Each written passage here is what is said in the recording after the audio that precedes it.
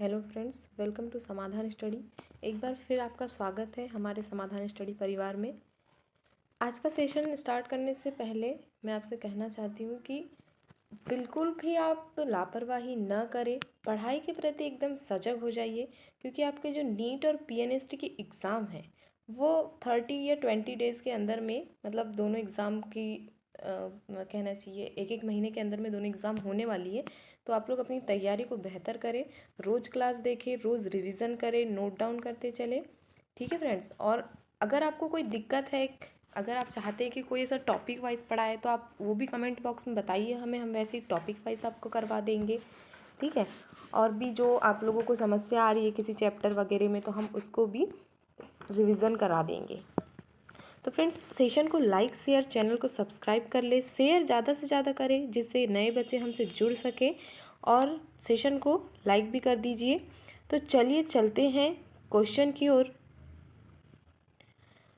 आज का पहला क्वेश्चन है फ्रेंड्स, ऑक्सीजन का सर्वाधिक आंशिक दाब होता है। तो यहाँ पूछा गया है कि जो ऑक्सीजन है उसका सर्वाधिक आंशिक दाब। ठीक है। ऑप्शन ए है वायु कुपिका में, बी श्वसनी में, सी श्वास नली में, डी ऊतकों में। तो जो ऑक्सीजन का आंशिक दाब होता है फ्रेंड्स, वह वायु कुपिकाओं में होता है। और ये जो हमारी वायु कुपिकाएं हैं ये हमारे फेफड़ों में पाई जाती हैं। ठीक है। फेफड़ों में कुछ इस प्रकार के यहाँ पर वायु कुपिकाएं पाई जाती हैं। ठीक है। समझ आ रहा है सभी को? अगर समझ नहीं आ रहा होगा तो बता दीजिए, हम और भी बेहतर करने की कोशिश करेंगे। हम आप ही के लिए यहाँ पर मौजूद हैं। तो ठीक है फ्रेंड्स, ध्यान से पढ़िएगा, अपनी तैयारियों को चालू रखें, बिल्कुल भी क्लास को मिस ना करें। सभी लोग क्लास देखें, लाइव जुड़ चुके हैं आपसे, हम लाइव क्लास है ये आपकी। ठीक है। तो देखते हैं नेक्स्ट क्वेश्चन। फेफड़ों की वायु कुपिकाओं में ऑक्सीजन का आंशिक दाब होता है। ए रुधिर में आंशिक दाब के समान, बी रुधिर में आंशिक दाब से अधिक, बी सी रुधिर में आंशिक दाब से कम, डी CO2 के आंशिक दाब से कम। तो बताइए क्या होगा इसका आंसर। फेफड़ों की वायु कुपिका में ऑक्सीजन का आंशिक दाब पूछा गया है। आंसर करें सभी लोग, क्या होगा इसका राइट आंसर। तो जो इसका राइट आंसर होगा फ्रेंड्स, ऑप्शन बी होगा। रुधिर में आंशिक दाब से अधिक ऑक्सीजन का आंशिक दाब फेफड़ों की वायु कुपिकाओं में होता है। जो हमारा ब्लड है उससे ज़्यादा अधिक उसका प्रेशर होता है। ठीक है। नेक्स्ट क्वेश्चन देखेंगे। सेशन को लाइक शेयर कर दीजिए, नोट डाउन करते चले, लाइव जुड़ जाइए, सभी लोग टाइम से लाइव आ जाइए। चलिए देखते हैं क्वेश्चन। निम्न में से मानव की कौन सी शिरा में ऑक्सीकृत रुधिर उपस्थित होता है। पूछा गया है कि जो मानव की कौन सी शिरा है, इन चारों में से बताना है कि ऐसी कौन सी शिरा है जिसमें ऑक्सीकृत रुधिर उपस्थित होता है। ए है हृदय पे शिरा, बी यकृत अग्नाशयी, सी निवाहिका शिरा, डी फुफ्फुसीय शिरा। तो बताइए फ्रेंड्स क्या होगा इसका आंसर। सभी साथी आंसर करें जल्दी से। तो जो इसका राइट आंसर होगा ऑप्शन डी होगा, फुफ्फुसीय शिरा। मानव की फुफ्फुसीय शिरा में ऑक्सीकृत रुधिर उपस्थित होता है। नोट डाउन करते चले सभी लोग, बहुत ही बेहतरीन क्वेश्चन है ये, और रोज़ आपको रिवीजन भी करना है। जब तक आप रिवीजन नहीं करेंगे, एक बार पढ़ने से कुछ नहीं होता है, उसको बार बार पढ़ना पड़ता है, और अगर लिखा हुआ रहता है तो और भी ज़्यादा अच्छी बात है। तो लिखते चले, चीज़ों को नोट डाउन करने की आदत डालें। नेक्स्ट क्वेश्चन देखेंगे। उस धमनी का नाम बताइए जिसमें अनॉक्सीजनित रुधिर उपस्थित होता है। तो हमें उस धमनी का नाम बताना है जिसमें अनॉक्सीजनित रुधिर उपस्थित होता है। ए है फुफ्फुसीय धमनी, बी फुफ्फुसीय ट्रंक, सी सिस्टेमिक तंत्री धमनी, डी महाशिरा। तो बताइए आंसर क्या होगा। आंसर कीजिए सभी लोग। इसका जो राइट आंसर होगा वो होगा ऑप्शन ए फुफ्फुसीय धमनी उस धमनी का नाम बताइए बोला गया है। तो फुफ्फुसीय धमनी जो है जिनमें अनाक्सीजनित रुधिर उपस्थित होता है फुफ्फुसीय धमनी में। Option A is a right answer. ठीक है, नेक्स्ट क्वेश्चन देखेंगे। गैसों का दाब, सिस्टेमिक तंत्रीय सिरा, सिस्टेमिक तंत्रीय धमनी। गैसों का दाब O2 CO2, सिस्टेमिक तंत्रीय 40 mm Hg A और सिस्टेमिक तंत्रीय सिरा 95 mm Hg B। दी गई सूची को पूरा करने के लिए A तथा B के लिए सही विकल्प चुनिए। जो हमारा यहाँ A ब्लैंक है, B ब्लैंक है, तो हमें यहाँ बताना है कि जो सिस्टेमिक तंत्रीय सिरा की यहाँ पर 40 mm Hg मात्रा है तो यहाँ पर कितनी होगी। ठीक है फ्रेंड्स, समझ आ रहा है सभी को। चलिए तो इसके ऑप्शन देखते हैं। A 45 mm Hg, B 40 mm Hg, A 45 mm Hg, B 45 mm Hg, C 45 mm Hg, B 50 mm Hg, D 50 mm 45 mm Hg, B 55 mm Hg।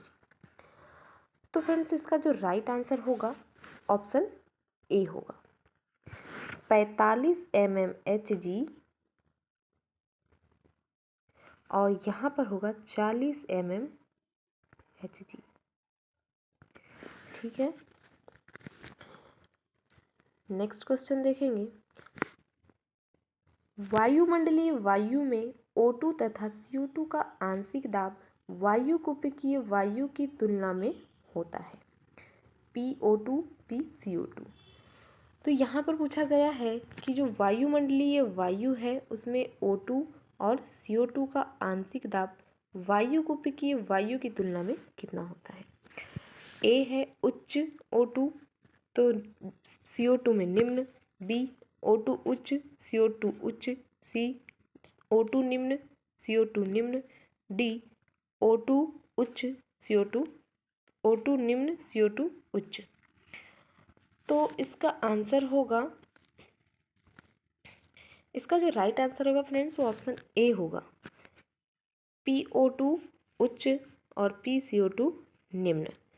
वायु की कुपिकीय वायु की तुलना में आंशिक दाब होता है उच्च और निम्न, O2 का उच्च CO2 का निम्न। ठीक है फ्रेंड्स, नेक्स्ट क्वेश्चन देखेंगे। लाइव आ जाइए सभी लोग, लाइव क्लास स्टार्ट हो चुकी है, लाइव जुड़ चुके हैं हम आपसे। देखेंगे क्वेश्चन, मानव में लगभग समान PCO2 पाया जाता है। ए आक्सीकृत रुधिर तथा ऊतकों में, बी अनाक्सीकृत रुधिर तथा आक्सीकृत रुधिर में, सी अनाक्सीकृत रुधिर तथा ऊतकों में, डी उपरोक्त सभी। करिए इसका आंसर सभी लोग, बताइए क्या होगा आंसर, क्या सभी से बन पा रहा है। तो जो लोग ऑप्शन सी कर रहे हैं वो बिल्कुल सही कर रहे हैं। जी हाँ, option C is the right answer.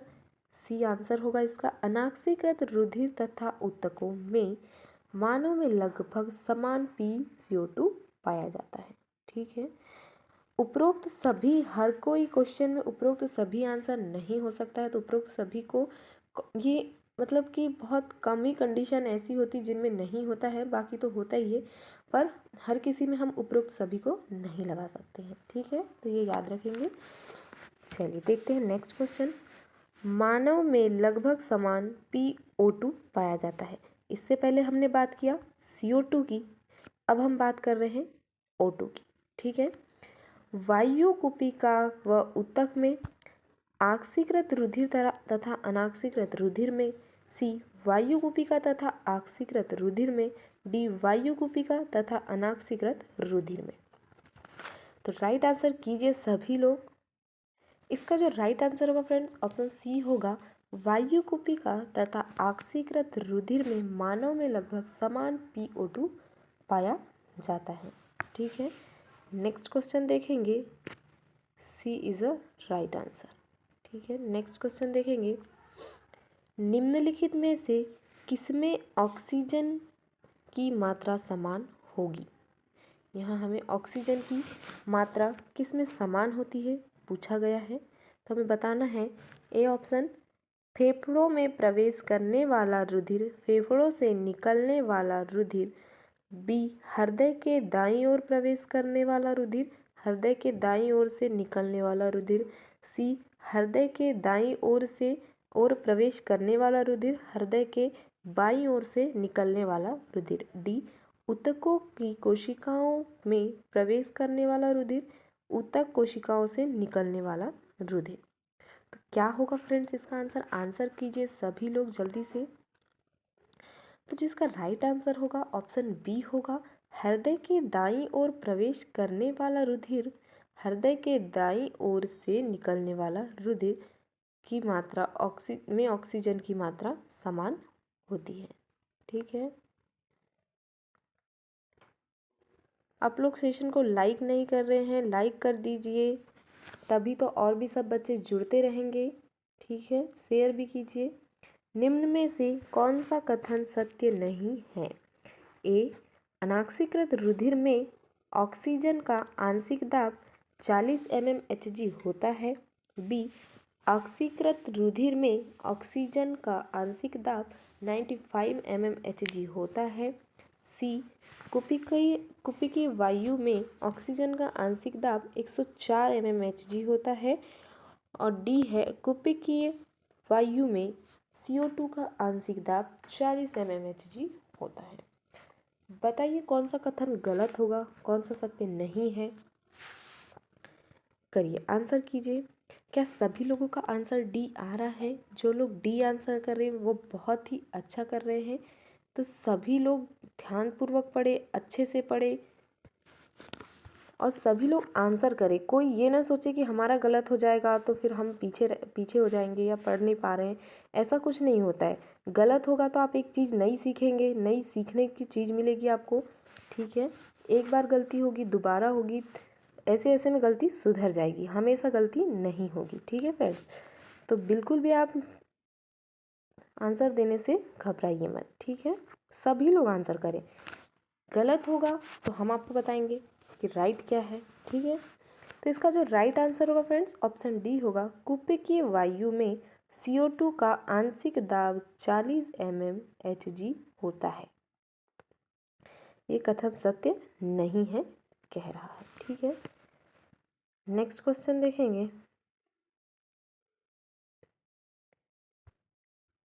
दिए गए चित्र में ए, बी तथा सी को पहचानिए व सही विकल्प का चयन कीजिए। ए, बी, सी को पहचानना है और सही विकल्प का चयन करना है। यहाँ से वायु आ रही है, जा रही है। कुपिकीय भित्ति एक स्तरीय मोटी, ये ऐसी वाली परत इस टाइप से कुछ है। उसके बाद में ये भी वही वाली है। अब यहाँ हमें ए भाग, बी भाग और सी भाग का नाम बताना है। ठीक है, ऑप्शन देखेंगे। ए, कुपिकीय गुहा। B, WBC। सी, कोशिकीय भित्ति। डी, बी में है ए, कुपिकीय गुहा। B, RBC। सी, सिस्टेमिक तंत्रीय भित्ति। सी, ए, कुपिकीय गुहा। B, RBC। सी, आधारीय पदार्थ। डी में है ए, कुपिकीय गुहा। B, WBC। सी, सिस्टेमिक तंत्रीय भित्ति। तो जो इसका राइट आंसर होगा ऑप्शन सी होगा। ये जो ए वाला भाग है, ये ए वाला भाग है कुपिकीय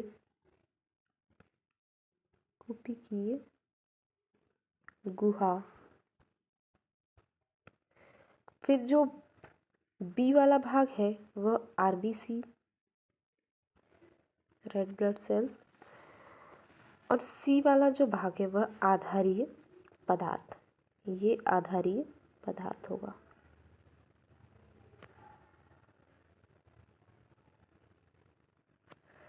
ठीक है फ्रेंड्स, समझ आ रहा है सभी लोगों का? तो इसका जो राइट आंसर होगा ऑप्शन सी होगा। ठीक है, नेक्स्ट क्वेश्चन देखेंगे।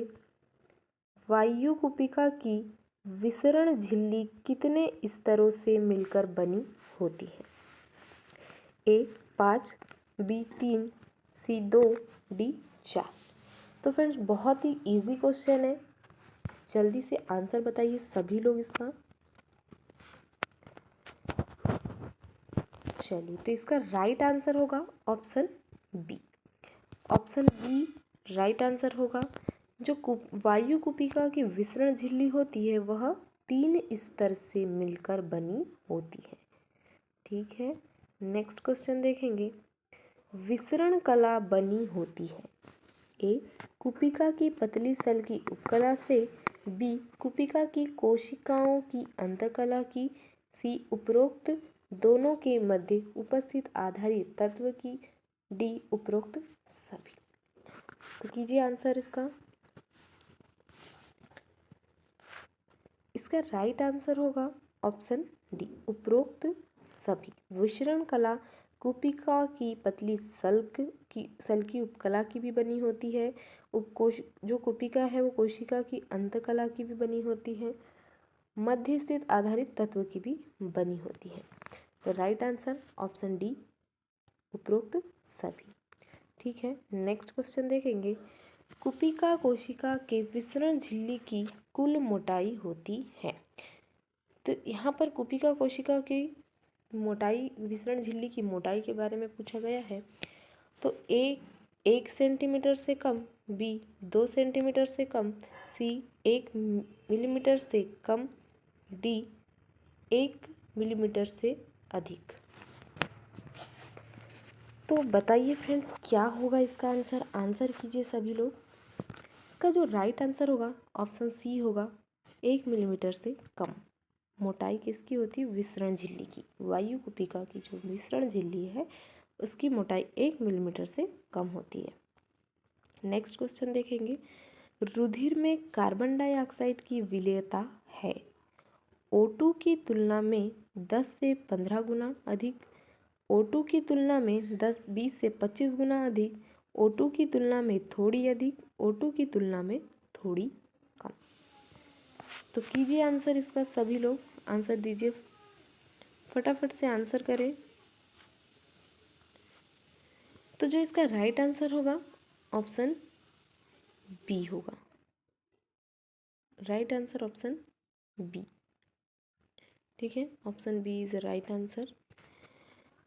O2 की तुलना में 20 से 25 गुना अधिक रुधिर में कार्बन डाइऑक्साइड की विलेयता होती है। ठीक है, नेक्स्ट क्वेश्चन देखेंगे। रुधिर O2 व CO2 के परिवहन का माध्यम होता है। जो हमारा ब्लड है वह ऑक्सीजन और कार्बन डाइऑक्साइड के परिवहन का माध्यम होता है। लगभग परसेंट में हमें इसका आंसर देना है।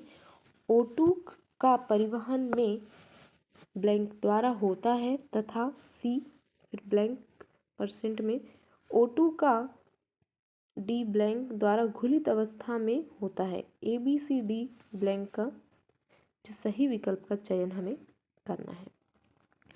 A50 B RBC, C 50 D plasma, A97 B RBC, C 3D plasma, A90 B RBC, C 10D plasma, A80 B RBC, C 20D plasma. तो फ्रेंड्स आंसर कीजिए इसका। सभी साथी लोग आंसर करेंगे। सभी लोग जल्दी से आंसर करें फटाफट से कमेंट बॉक्स में। तो इसका जो राइट आंसर होगा वो ऑप्शन बी होगा। ए में परसेंट 90% होगा। ठीक है, नोट डाउन करते चले। रुधिर O2 और CO2 के परिवहन का माध्यम होता है। लगभग 97% व O2 ऑक्सीजन का परिवहन रुधिर में, और जो RBC है RBC द्वारा होता है। रुधिर में रेड ब्लड सेल्स के द्वारा 97% ऑक्सीजन का परिवहन होता है तथा शेष 3% ऑक्सीजन का प्लाज्मा द्वारा घुलित अवस्था में परिवहन होता है। 3% RBC के बाद में जो 3% है O2 का प्लाज्मा द्वारा घुलित अवस्था में परिवहन होता है। ठीक है, B is the right answer. ठीक है, सभी लोग नोट डाउन करते चले। नेक्स्ट क्वेश्चन है। प्रत्येक हीमोग्लोबिन अणु अधिकतम वहन कर सकता है।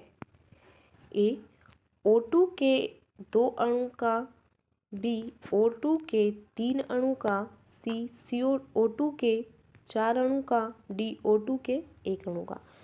प्रत्येक हीमोग्लोबिन अणु की अधिकतम वहन कर सकता है। जो Hb है वह कितने अणुओं को, ऑक्सीजन के कितने अणुओं को वहन कर सकता है, पूछा गया है। तो आंसर कीजिए सभी लोग फटाफट से। तो फ्रेंड्स इसका जो राइट आंसर होगा ऑप्शन सी होगा। O2 के 4 अणु को हीमोग्लोबिन वहन कर सकता है। ठीक है, नेक्स्ट क्वेश्चन देखेंगे। ऑक्सीजन वियोजन वक्र होता है। ए सिग्माइड, बी जे आकार का, सी चरघातांक की वृद्धि, डी अति परवलयाकार।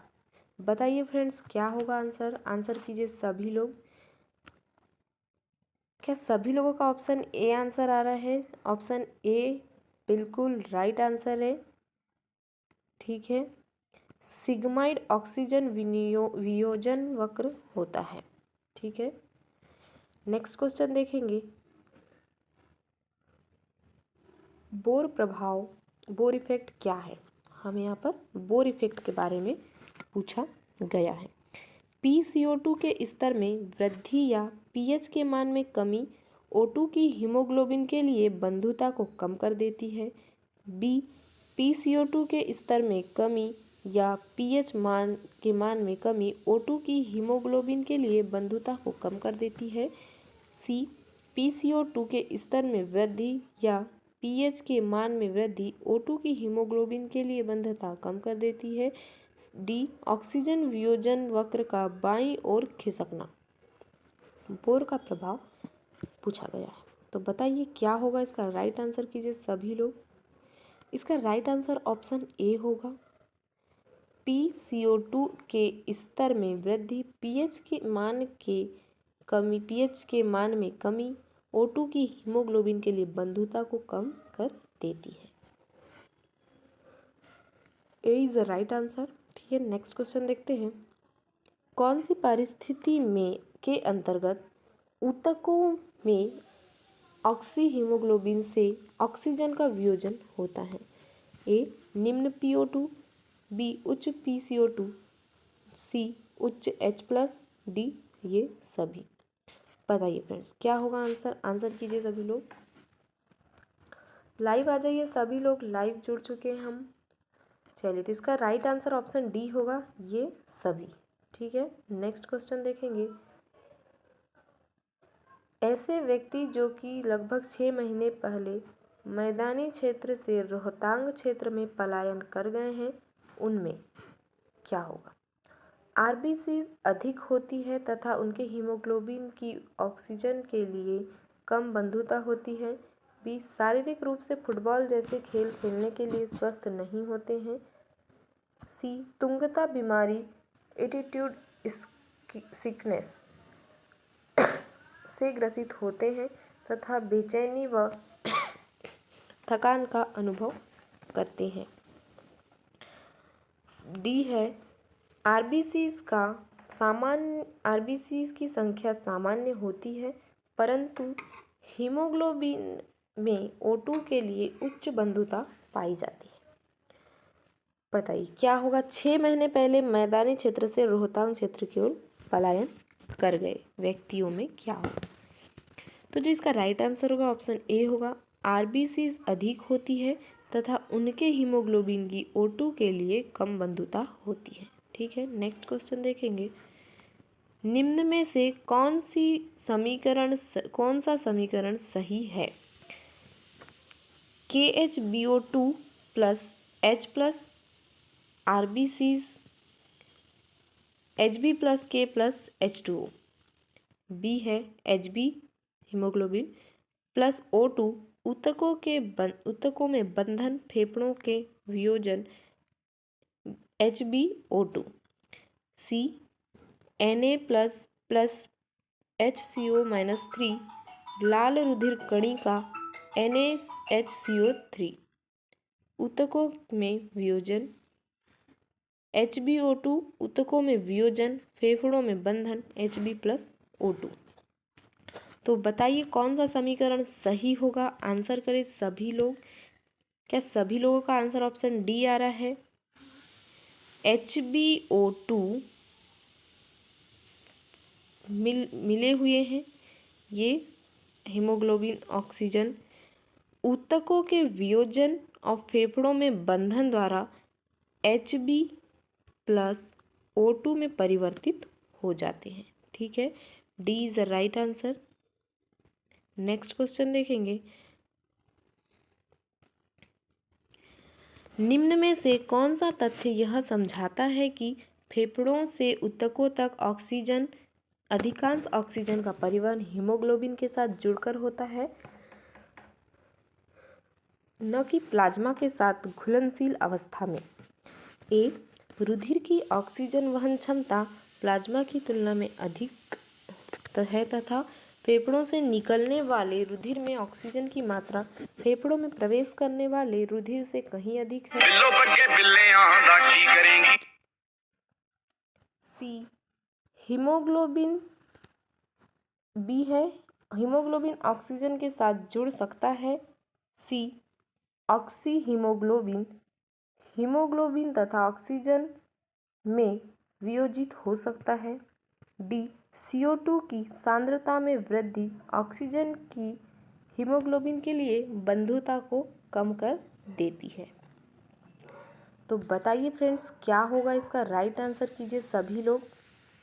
जो इसका राइट आंसर होगा ऑप्शन ए होगा, रुधिर की ऑक्सीजन वहन क्षमता प्लाज्मा की तुलना में बहुत अधिक है तथा फेफड़ों से निकलने वाले रुधिर में ऑक्सीजन की मात्रा फेफड़ों में प्रवेश करने वाले रुधिर से कहीं अधिक होती है।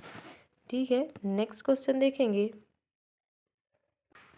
नेक्स्ट क्वेश्चन, सामान्य परिस्थितियों में 100 ml ऑक्सीकृत रुधिर O2 की कितनी मात्रा का परिवहन कर सकता है? 5 ml, 4 ml, 3 ml, 2 ml। तो जिसका राइट आंसर होगा ऑप्शन ए होगा, 5 ml रुधिर जो है वो O2 की 5 ml मात्रा का परिवहन कर सकता है, 100 ml ऑक्सीकृत रुधिर। ठीक है, नेक्स्ट क्वेश्चन देखें। नीचे दिए गए कथनों को पढ़िए तथा सही विकल्प का चयन कीजिए। ए, कार्बोनिक अम्ल से निकले H+ हीमोग्लोबिन के साथ जुड़कर हीमोग्लोबिनिक अम्ल बनाते हैं। बी, RBCs का ऑक्सी हीमोग्लोबिन क्षारीय होता है। सी, CO2 की 70% से अधिक मात्रा का परिवहन ऊतकों से फेफड़ों तक कार्बेमिनो यौगिक के रूप में होता है। डी, एक स्वस्थ व्यक्ति में हीमोग्लोबिन की मात्रा 25 ग्राम प्रति 100 ml होती है।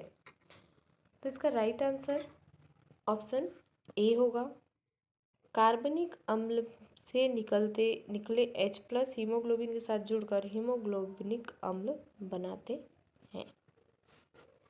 ठीक है, नेक्स्ट क्वेश्चन, रुधिर CO2 का परिवहन करने के पश्चात भी अम्लीय नहीं होता है क्योंकि जो रुधिर है वो CO2 का परिवहन करने के पश्चात भी अम्लीय नहीं होता है। क्यों नहीं होता है पूछा गया। CO2 निरंतर रूप से ऊतकों में विसरित होती रहती है। CO2 H2O के साथ जुड़कर H2CO3 बनाती है। CO2 के परिवहन में बफर महत्वपूर्ण भूमिका निभाते हैं। डी, CO2 का WBCS द्वारा अवशोषण हो जाता है। तो जो इसका राइट आंसर होगा ऑप्शन सी होगा, CO2 के परिवहन में बफर महत्वपूर्ण भूमिका निभाते हैं, इसीलिए वह अम्लीय नहीं होती। ठीक है, नेक्स्ट क्वेश्चन, हीमोग्लोबिन द्वारा CO2 का परिवहन किस रूप में होता है? CO2 का परिवहन किस रूप में होता है हीमोग्लोबिन द्वारा? ए, कार्बोक्सी हीमोग्लोबिन के रूप में। बी, कार्बोमिनो हीमोग्लोबिन के रूप में। सी, कार्बोमिडो हीमोग्लोबिन के रूप में। डी, डीऑक्सी हीमोग्लोबिन के रूप में। तो बताइए क्या होगा राइट आंसर, राइट आंसर कीजिए सभी लोग। Option B is the right answer. Carbamino haemoglobin के रूप में CO2 का परिवहन होता है हीमोग्लोबिन द्वारा। नेक्स्ट क्वेश्चन, रुधिर द्वारा CO2 का परिवहन प्राथमिक रूप से निर्भर करता है। CO2 की रुधिर में घुलनशीलता पर, कार्बनिक एनहाइड्रेज पर, हीमोग्लोबिन की CO2 के साथ बंधुता पर, हीमोग्लोबिन की O2 के साथ बंधुता पर। तो बताइए फ्रेंड्स क्या होगा राइट आंसर। सभी साथी आंसर करें इसका। इसका जो राइट आंसर होगा ऑप्शन बी होगा, कार्बनिक एनहाइड्रेज पर CO2 का परिवहन प्राथमिक रूप से निर्भर करता है। नेक्स्ट क्वेश्चन, कार्बोमिनो हीमोग्लोबिन से CO2 का वियोजन तब होता है जब कुपिका में PCO2 तथा PO2 कम हो, बी कुपिका में PCO2 तथा PO2 अधिक हो, फेफड़ों में PCO2 PO2 के समान हो अर्थात कम, और डी ऊतकों में PCO2 PO2 के समान हो अर्थात अधिक। तो इसका जो राइट आंसर होगा फ्रेंड्स ऑप्शन सी होगा। Option C is the right answer. फेफड़ों में PCO2 PO2 समान हो अर्थात कम, कार्बोमिनो हीमोग्लोबिन CO2 का वियोजन तब होता है। नेक्स्ट देखेंगे, CO2 plus H2O a blank में हमें किसकी उपस्थिति में H2CO3 बना रहा है ये बताना है। फिर H2CO3 बी ऑप्शन है, मतलब ब्लैंक है, तो उसमें किसकी उपस्थिति में HCO3 minus plus H plus बन रहा है, परिवर्तित हो रहा है। ए तथा बी एंजाइमों के नाम बताना है। A carbonic anhydrase, B carbonic hydrase, A carbonic hydratase, B carbonic anhydrase, A carbonic anhydrase, B carbonic anhydrase, A carbonic hydratase, B carbonic hydratase. तो जो इसका राइट आंसर होगा ऑप्शन सी होगा। ए में आएगा कार्बोनिक एनहाइड्रेज और B में आएगा कार्बोनिक एनहाइड्रेज। ठीक है, नेक्स्ट क्वेश्चन देखेंगे। C is the right answer. Next question, रुधिर द्वारा अवशोषित की गई लगभग 70% ऑक्सीजन का परिवहन फेफड़ों तक इस रूप में किया जाता है। ए बाइकार्बोनेट्स आयन के रूप में, बी घुलित गैस के अणुओं के रूप में, सी आरबीसी के साथ जुड़कर, डी कार्बोमिनो हीमोग्लोबिन के रूप में। कीजिए आंसर, सभी लोग आंसर करें इसका। तो जो फ्रेंड्स इसका राइट आंसर होगा ऑप्शन ए होगा, बाइकार्बोनेट्स आयन के रूप में फेफड़ों तक 70% ऑक्सीजन का परिवहन फेफड़ों तक पहुंचता है बाइकार्बोनेट आयन के रूप में। ठीक है, नेक्स्ट क्वेश्चन, रुधिर के पीएच में कमी से क्या होगा। ए मस्तिष्क के लिए रुधिर आपूर्ति को कम कर देगी, बी हीमोग्लोबिन की ऑक्सीजन के साथ बंधुता को कम कर देगी, सी यकृत से बाइकार्बोनेट आयन को मुक्त करेगी, डी हृदय की धड़कन को कम कर देगी। बताइए क्या होगा राइट आंसर। आंसर कीजिए, सभी साथी आंसर करें। इसका राइट आंसर ऑप्शन बी होगा, हीमोग्लोबिन की ऑक्सीजन के साथ बंधुता कम कर देगी रुधिर की पीएच में कमी होने से। ठीक है फ्रेंड्स, समझ आ रहा है सभी लोग को। सेशन को लाइक करते चले शेयर भी कर दें। नेक्स्ट क्वेश्चन देखिए,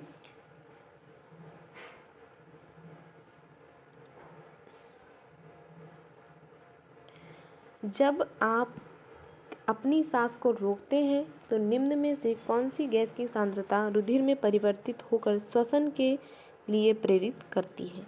O2 की घटती सांद्रता, CO2 की बढ़ती सांद्रता, CO2 की घटती सांद्रता, CO2 की बढ़ती तथा O2 की घटती सांद्रता।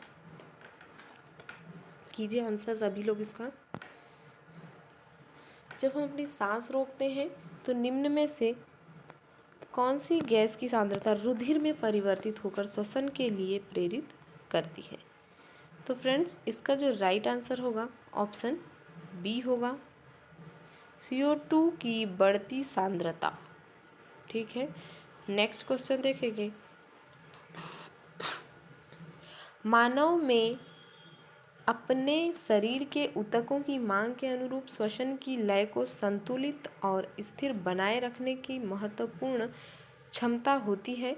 इसे प्राप्त किया जाता है ए धमनी तंत्र द्वारा, बी सिस्टेमिक तंत्रीय शिरा द्वारा, सी तंत्रिका तंत्र द्वारा, डी कार्डियक तंत्र द्वारा। तो जो इसका राइट आंसर होगा ऑप्शन सी होगा, तंत्रिका तंत्र द्वारा। ठीक है, नेक्स्ट क्वेश्चन देखेंगे।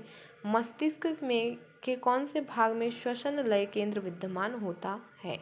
ए प्रमस्तिष्क क्षेत्र में सेरेबेलम, बी मस्तिष्क स्तंभ क्षेत्र ब्रेन स्टेम रीजन, सी मेड्यूला क्षेत्र मेड्यूला रीजन, डी टेम्पोरल क्षेत्र टेम्पोरल रीजन में। तो बताइए फ्रेंड्स क्या होगा इसका आंसर, आंसर करें सभी लोग। इसका जो राइट आंसर होगा ऑप्शन सी होगा, मेडुला क्षेत्र। मस्तिष्क का जो मेडुला क्षेत्र वाला भाग होता है उसमें श्वसन लय केंद्र विद्यमान होता है। नेक्स्ट क्वेश्चन, मस्तिष्क का श्वास प्रभावी केंद्र है?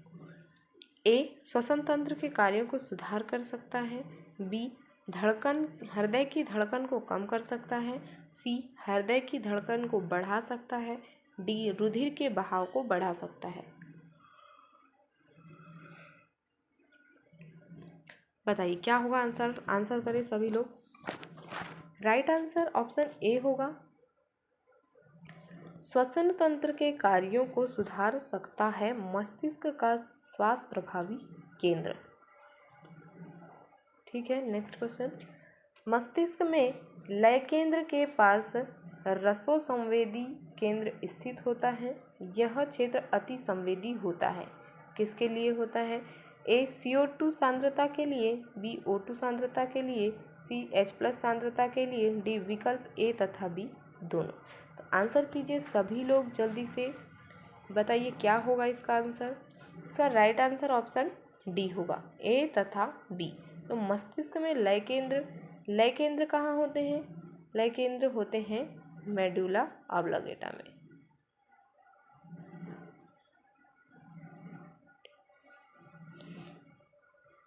ठीक है, मेडुला ऑब्लिगेटा में। विकल्प ए CO2 की सांद्रता के लिए अति संवेदी होता है और बी है O2 की सांद्रता के लिए। CO2 और O2 दोनों की सांद्रता के लिए होता है। विकल्प ए और बी दोनों सही होगा, option D is the right answer. ठीक है, नेक्स्ट क्वेश्चन देखेंगे। महाधमनी चाप और ग्रीवा धमनी से जुड़ी संवेदी संरचनाएं ब्लैंक तथा H+ सांद्रता के परिवर्तन को पहचान सकती है तथा उपचारात्मक कार्यवाही हेतु ब्लैंक को आवश्यक संकेत दे सकते हैं। ए तथा बी के लिए सही विकल्प का चयन कीजिए तथा कथन को पूर्ण कीजिए। ए OH- बी लय केंद्र, ए O2 बी लय केंद्र, ए CO2 बी लय केंद्र, ए रुधिर परिसंचरण बी लय केंद्र। तो बताइए क्या होगा इसका राइट आंसर, आंसर करें सभी लोग। तो फ्रेंड्स इस क्वेश्चन का आंसर होगा ऑप्शन सी। ए में आएगा CO2 जुड़ी संवेदी महाधमनी चाप और ग्रीवा धमनी से जुड़ी संवेदी संरचना ए CO2 तथा H+ की सांद्रता के परिवर्तन को पहचान सकती तथा उपचारात्मक कार्रवाई हेतु लय केंद्र को आवश्यक संदेश दे सकते हैं। Option C is a right answer. ठीक है, नेक्स्ट क्वेश्चन देखेंगे। निम्न में से कौन सी गैस श्वास लय का नियमन में महत्वहीन है? श्वास लय के नियमन में महत्वहीन गैस के बारे में बताना है। ए SO2, बी N2, सी CO2, डी O2। तो बताइए क्या होगा राइट आंसर, आंसर कीजिए सभी लोग। इसका राइट आंसर होगा फ्रेंड्स ऑप्शन डी। O2 जो है वो गैस श्वसन लय के नियमन में महत्वहीन है। ठीक है, आज का सेशन यहीं पर समाप्त होता है। सेशन अच्छा लगा हो तो ज़्यादा से ज़्यादा लाइक करें, शेयर करें, चैनल को भी सब्सक्राइब कर ले। तो फ्रेंड्स ये बहुत ही इम्पॉर्टेंट क्लास है आपके लिए, तो बिल्कुल भी क्लास को मिस ना करें, देखें और उसे पूरा नोट करते चले। नोट्स बनाइए, शॉर्ट नोट्स बनाइए, तो ये आपको आगे भी काम देंगे। और अभ्यास अपना जारी रखिए, पढ़ाई बिल्कुल ना छोड़े।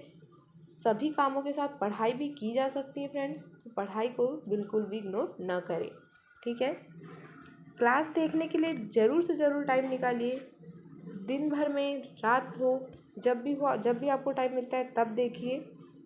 ठीक है, मिलते हैं नेक्स्ट क्लास में। Thank you for watching.